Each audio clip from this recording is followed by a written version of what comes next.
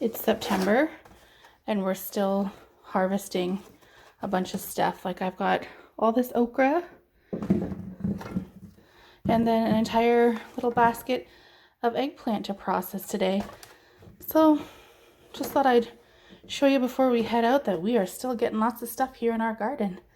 But let's go outside and take that September tour. Hey everyone, welcome back to Ontario Gardening. Today we are doing our super sad September tour. It's not sad, I just have to rip some things out, including these lettuces that have been left. But I am going to replant tomorrow all of these with lettuces because we're getting into our fall garden now. So some cool crops, including our lettuces, are going to be put in here.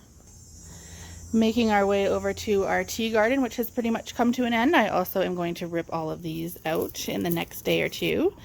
Everything's pretty much done here. I could throw some spinach, maybe some kale in here, which I might actually try just to see if we can get anything, but it's already September 1st and we only have about 40 days left of our growing season before we risk hitting a frost. So we're going to try, but you never know. Moving around the corner here, we're coming up to our tomatoes. Now I had a field day today actually. I filled an entire bag just hacking away at some tomatoes. But I did get a pretty good harvest. I've got a nice colorful basket here full of stuff in here. I had to throw a few away that I did get. They were inside and they were missed. So I just came through and I just started really hacking away at the bottom. Anything that wasn't producing or was dead. I have some fruit that are still on here. So like I said, I don't have too much longer left of this growing season, but these should produce something. And if not, then we've got a few green tomatoes and we'll make some fried green tomatoes. And I would love to share that recipe with you because we haven't done that this season yet. So moving next door, because I've done such a good hearty chop, we can actually see our asparagus again. I accidentally cut one of them over here. Whoops.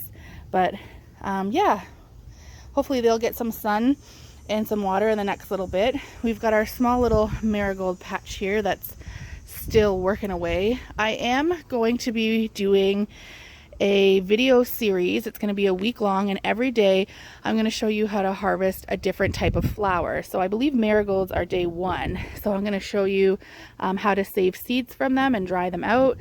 And yeah, so that'll be probably the end of September, early October. I'm going to do that. I've already started working on those videos and got things drying in the house. Next door we have our peppers. These are still producing, so I am keeping them. I've got some green peppers and stuff going on here. I got a small little harvest off of them today. So one of my focuses, look at this Lesia pepper. It was so beautiful. I love the color of it. This is a sweet, thick-walled pepper. So that's one of the only few on that plant that actually produced this year. Next year I really want to focus on peppers. The garden this year was really focused on growing these heirloom tomatoes and just production of stuff that we're actually eating. And the other thing I really wanted to focus on my garden this year was seed collection. So a lot of these, like these are the natapinos, the heatless jalapenos, and the habanados, which are the heatless habaneros. I'm going to split those open and save those seeds. So there was cucumbers here the last time we did a video, and like I said, they were all going to be ripped up. So now we've got broccoli. So these are broccoli in here. We've really started to transition to that fall garden, which will be fun to get some of these brassicas and stuff going. Our hanging baskets are doing okay. Some of them are bolted and they're starting to die.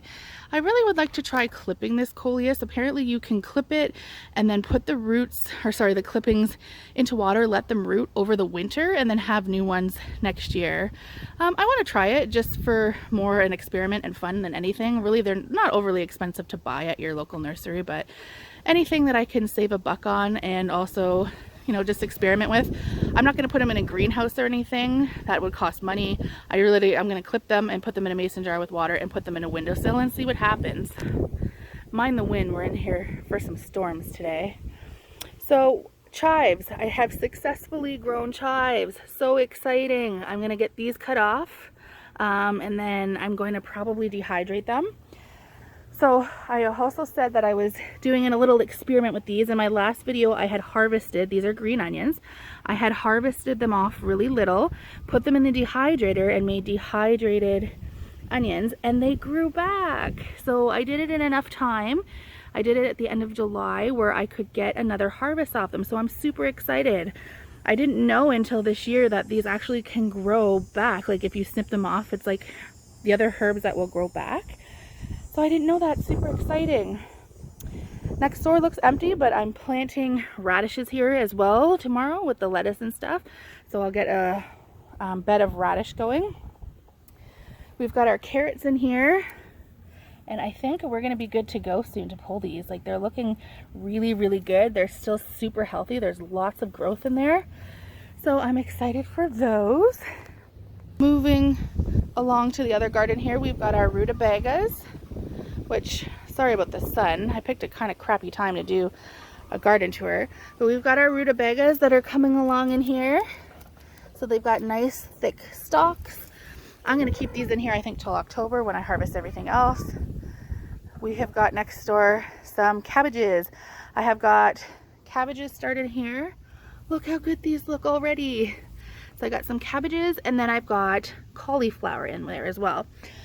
So I kind of mix these around. I've never grown cauliflower before, so those are kind of an experiment, but I'm excited for those.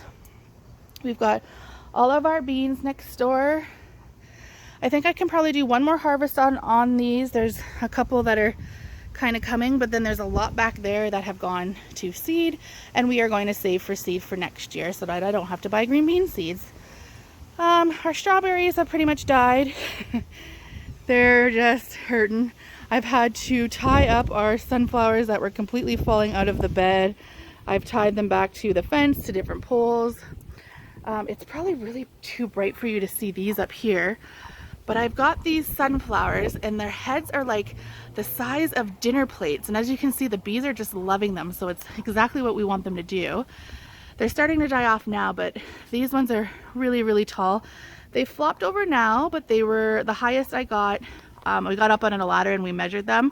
11.5 feet was the tallest sunflower that I got this year. So that's exciting. A lot of the pollinator stuff is starting to die off. There are still some stuff in here, but as you can see, a lot of it's croaking, but that's okay because like I said, I have those seed series that I'm going to come out and start for you. So that's not an awful thing. And then if we're coming over here to our grow bags, I have got eggplants still coming. Still lots and lots of eggplants coming all the way through this plant. The eggplants have done really well. I've got like 2 freezer bags just full of coins ready to do eggplant parmesans, things like that. My okra is still producing, so that's exciting. I've gotten a lot more okra off of one plant than I thought I was this year, and I actually really like it. So I think that next year I am going to dedicate a little, like maybe 1 row and do 3 plants of okra. And then, as I have mentioned many times before, our decoy plant, the plant that attracts all the bugs away from all of my other plants, the Brussels sprouts that never were. Honestly, I've tried these a couple times. They've never come to fruition for me. I don't think I'm going to bother again. Nobody in my family even likes them except for me, so I think I'm going to just forget about it. But yeah, so that is the current garden. Like I said, our summer garden is coming to an end. We're flipping out into fall things. We're harvesting stuff. But thank you so much for joining along. We'll do one more garden tour in October just to kind of see where all of our brassicas and all that kind of stuff are and see where we're at with putting everything away. But yeah, we will talk to you later. Thanks for joining along. Bye.